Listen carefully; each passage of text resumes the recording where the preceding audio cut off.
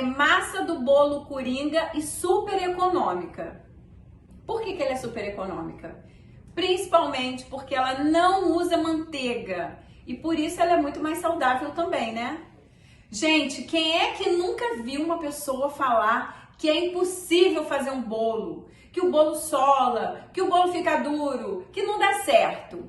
Pois eu vou desmistificar essa questão para você. Eu vou mostrar aqui um bolo super prático de fazer, que não tem erro. Se você seguir o passo a passo do jeito que eu vou te ensinar, eu te garanto que vai dar certo. Vem comigo. Então, gente, olha o que a gente vai precisar. Nós fizemos aqui a nossa mise en place. É chique essa palavra, né? Mas é o nome de quando a gente coloca assim a mesa arrumada, já com todos os ingredientes separadinhos. Isso se chama mise en place, tá? Pega essa para você ficar chique quando você falar, não estou fazendo meu mise en place, entendeu? Desse jeito. Então, o que a gente tem aqui? Vou colocar escrito aí para vocês. Tem 1 xícara de leite, eu uso leite integral. Mas se você quiser usar leite desnatado, semidesnatado, você pode. E se você tiver alergia a leite, pode também substituir por água. É isso mesmo, gente. Já fiz essa receita para uma cliente que tinha alergia a leite e eu coloquei água e o bolo ficou delicioso. Mas eu uso leite integral, tá certo? Aqui tem 4 ovos. Eu separei a gema da clara. Aí você pode me perguntar, Déia, mas tem ovos de vários tamanhos. E eu vou te dizer, você vai comprar aquele ovo que vem escrito ovos grandes. Eu pesei e esse ovo grande, a clara tem 30 gramas e a gema 20 gramas, tá bom? Então, se você quiser ver se o ovo que você está comprando está dentro desse padrão, é só você pesar e verificar se está dentro dessa medida. Se você achar que o ovo que você comprou é pequeno, ou se o ovo que você já tem em casa é pequeno, não tem problema. Você pode acrescentar mais um ovo. Ao invés de você fazer com 4 ovos, você faz com 5. O que você não pode é fazer com menos ovos, entendeu? A gente vai precisar também de 2 xícaras de açúcar refinado. De boa qualidade, tá, gente? Isso é imprescindível.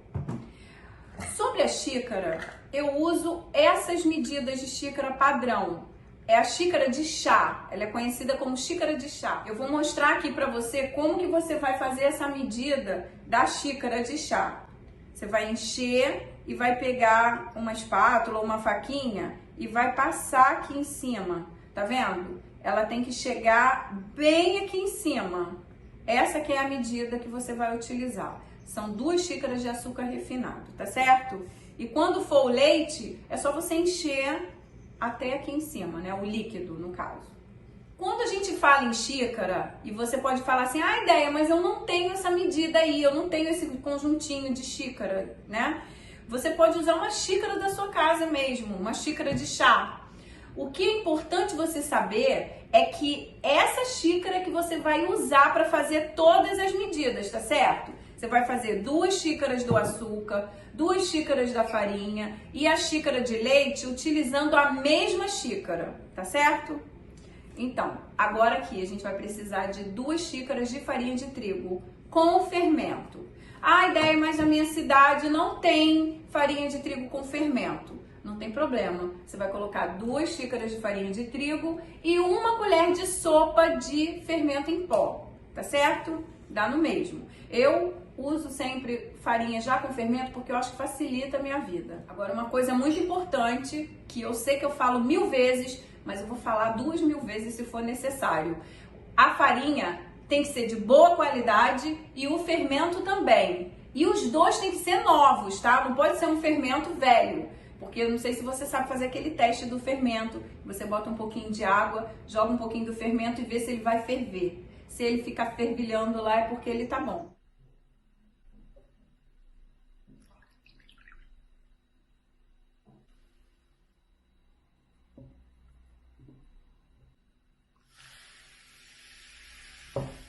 Se não tiver bom, claro que seu bolo não vai crescer. E aí você vai jogar tudo por água abaixo.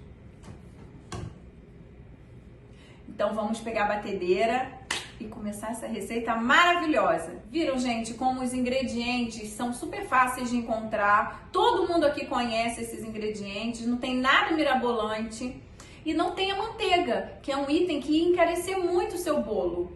Esse bolo não é pão de ló, tá certo? Ele é um bolo de massa aerada, super fofinho. Cláudio, vê se a batedeira tá bem no centro aí. Puxa bem com zoom agora aqui de camarote, que é o que eu prometi para as pessoas.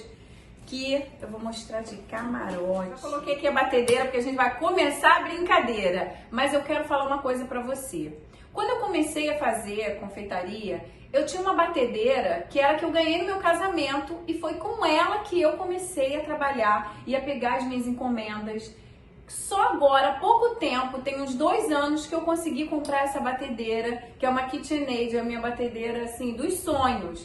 Mas eu quero que você saiba que você pode fazer com a batedeira que você já tem, tá certo? A gente vai usar esse batedor que se chama... Esqueci o nome disso. Tem um nome. Eu não vou falar o nome disso. Como é que esquece isso, gente? Uma pessoa confeiteira esquece o nome disso. Não pode. Não pode esquecer. Globo. Globo. Ah, é o globo terrestre. A gente vai usar esse batedor aqui, que é conhecido como globo, tá certo? Vamos colocar lá na batedeira. E nós vamos começar batendo a clara em neve. Nós vamos bater em neve essa clara. Tastes like strawberries on a summer evening, and it sounds just like a song. I want more berries and that summer feeling. It's so wonderful and warm. Breathe me in, breathe me out. Agora, vamos desligar. Eu desliguei aqui para poder falar com vocês. Agora a gente vai deixar a batedeira ligada e vai acrescentar as gemas uma a uma e vai deixar bater mais um pouquinho. Watermelon sugar, strawberries on a summer evening. Baby, you're the end of June. Viu que ela fica bem amarelinho? Agora a gente vai continuar batendo. Vamos acrescentar o açúcar e esperar ela ficar mais esbranquiçada e aumentar de volume.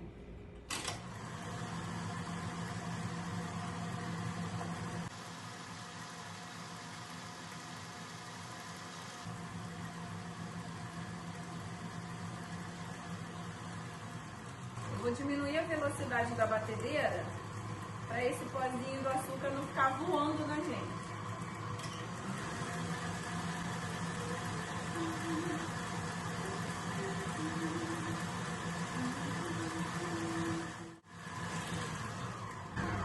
Bom, agora a gente vai tirar esse bol daqui e vamos terminar o bolo aqui fora. Nós não vamos mais bater aqui. Então agora a gente vai misturar o leite e depois a farinha de trigo com o fermento. Você pode usar o próprio globo para misturar, ou se você tiver um fouet, que é essa peça aqui, você pode misturar com ela também. Então nós vamos acrescentar o leite e vamos misturar. Toda essa parte, depois que a gente bateu as claras com açúcar, a gente vai mexer delicadamente. Aqui que tá o segredo da fofura do nosso bolo. Quando a gente faz panificação, por exemplo, a gente tem que bater, bater e bater. Por quê? Vai fazer o glúten. E o glúten é o responsável por fazer o pão ficar fofinho. Mas no bolo, na confeitaria, não é assim. É o contrário. Quanto mais você bater daqui pra frente, o seu bolo vai gerar o glúten e vai ficar duro, socado. É aquele problema das pessoas que não conseguem fazer um bolo fofinho, porque ela acha que tem que bater, bater, bater, bater, e aí faz o glúten e não deixa o seu bolo fofo. Então, olha, essa monte de espuminha, monte de bolinha que fica na sua massa quer dizer fofura. E quanto menos você estourar essa bolinha, melhor pra você. Então aqui a gente vai misturar a farinha, que já está com fermento. E para você que colocou a farinha sem o fermento, também é nesse momento que você vai colocar a sua colher de sopa de fermento em pó, de boa qualidade e novo.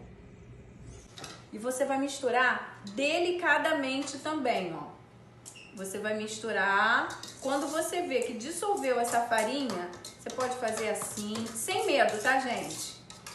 Fez isso, viu que a farinha dissolveu, tá pronto. Acabou. Não precisa fazer mais nada. Agora a gente vai untar a forma e vamos despejar essa massa. Agora você vai untar a forma e você pode untar da forma tradicional que você faz. Passa margarina, depois joga a farinha de trigo, dá aquela batidinha, joga o restinho da farinha e joga sua massa aqui. Mas eu me sinto na obrigação de passar para vocês todas as dicas, tá? Se você untar da forma tradicional, vai dar super certo.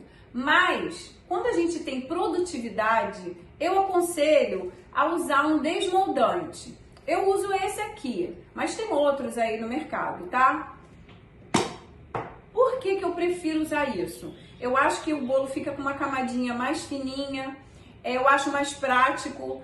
Então você vai espirrar uma vez, vai assar o seu bolo, depois você vai desenformar e você pode usar de novo essa forma sem precisar espirrar novamente. Ele dura bastante. Então, não é um spray muito barato. Eu acho que eu paguei R$30 nesse aqui. Mas ele dura muito, ele rende muito e você pode, com a mesma forma que você untou uma vez, assar vários bolos, sem precisar lavar a forma para utilizar novamente, entendeu?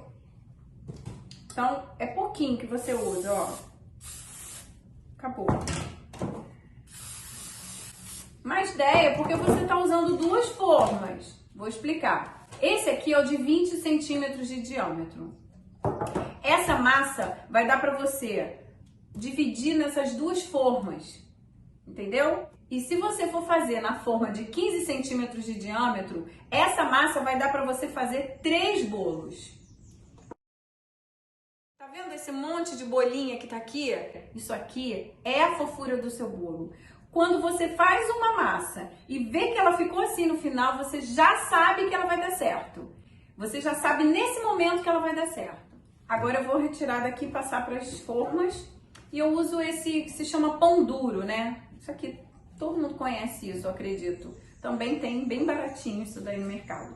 Claro que você pode retirar com uma colher também, tá, gente? Mas isso aqui facilita e você consegue raspar tudo. Não sobra nada para poder a criançada lamber depois. Eles ficam um pouco tristes com isso. Mas tá vendo? Ó, esse monte de bolha, gente, isso aqui é a certeza de que o seu bolo vai ficar maravilhoso. Eu acho que aqui não tá muito de camarote, não. Vou botar mais pra cá, pra dar pra ver.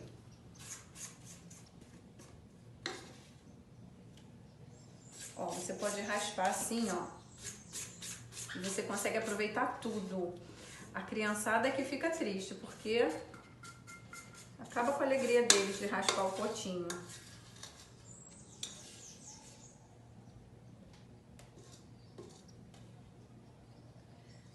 Então agora a gente vai levar para assar no forno a 180 graus por 30 minutos mais ou menos.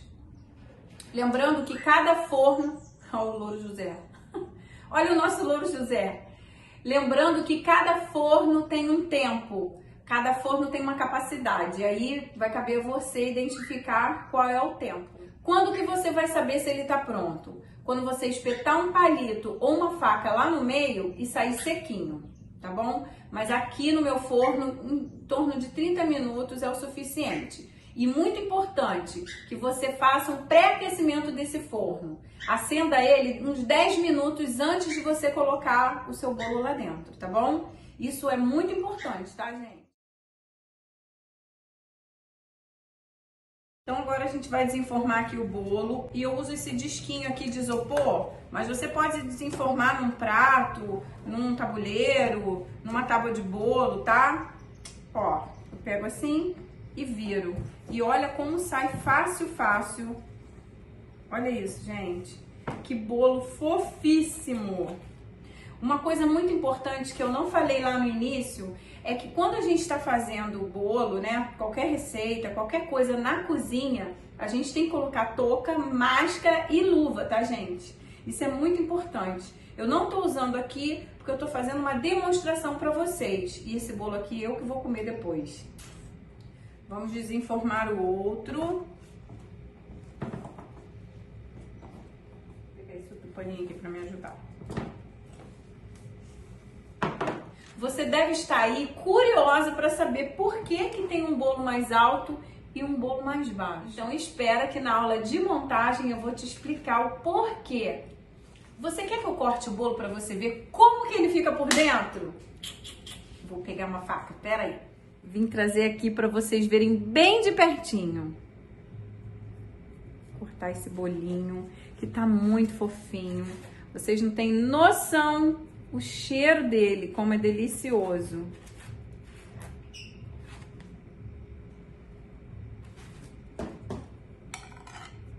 Olha isso, gente, que delícia, que bolo fofíssimo. Muito cheiroso, muito gostoso e super fácil de fazer. Você é capaz de fazer, eu te garanto. Vou mostrar isso aqui também. Olha isso, Brasil, que bolo é esse? Maravilhoso, delicioso, cheiroso e gostoso. E ó, altamente lucrativo, que é disso que a gente gosta.